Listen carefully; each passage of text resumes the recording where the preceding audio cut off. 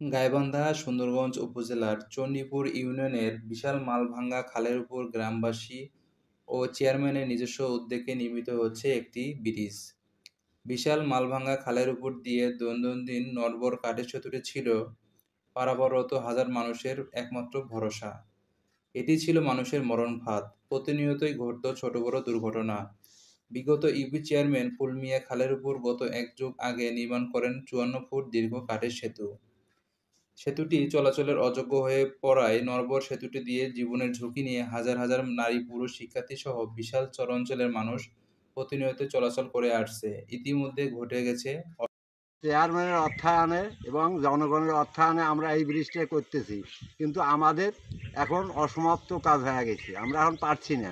এই ব্রিজের পূর্বাসে অন্তত হাজার হাজার একর সম্পত্তি নষ্ট হয়ে যাচ্ছে।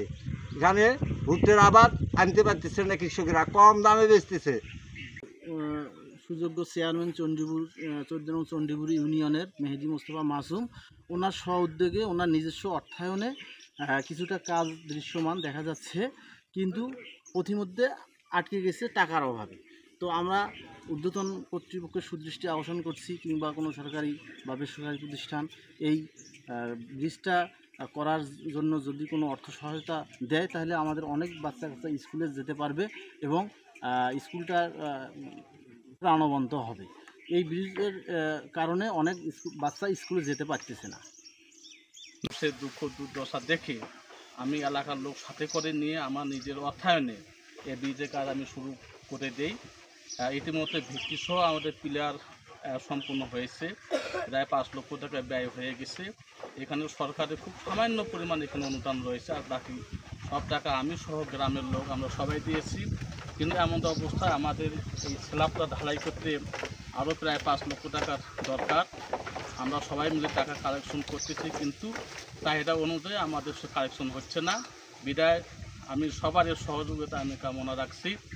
বিশেষ করে আমাদের ইউনো মহোদয় আছে এবং জেলা প্রশাসক মহোদয় আছেন, ওনাদের কাছে উদাত্ত আহ্বান জানাচ্ছি, এখানে যদি কিছু অনুদান দেওয়া যায়, বিশেষ করে 1% যেমন আমরা পাই, যদি 1% কিছু অর্থ বরাদ্দ করা হয়, তাহলে আমার মনে হয় আমরা খুব সহজেই এই ব্রিজটা নির্মাণ করার মধ্য দিয়ে আমরা চলাচলের যে একটা ব্যবস্থা, এটা আমরা সুন্দর করতে পারি। তার আগে একটা কথা না বলে নয়, এই ব্রিজ দিয়ে কয়েক হাজার লোক এবং গরু ছাগল এখানে মুভমেন্ট করা হয়। আর আমাদের এই যে পূর্ব দিকে কয়েক হাজার একর জমিতে আমাদের ভুট্টা হয়, কিন্তু এই ভুট্টা আনা নেওয়ার একমাত্র মাধ্যম হচ্ছে এইটা। এবং যেহেতু ব্রিজ নাই বিধায় লোকেরা ভুট্টা খুব কম দামে জমিতে বিক্রি করতেছে, এটা খুব দুঃখজনক। সেই জন্য এবং তাদের কথা ভেবে আমিও চাই এই ব্রিজটা সম্পূর্ণ হোক, তাহলে আমাদের কয়েক হাজার একরের যে ভুট্টায় মুভমেন্ট করার ক্ষেত্রেও আমাদের সুবিধা হবে।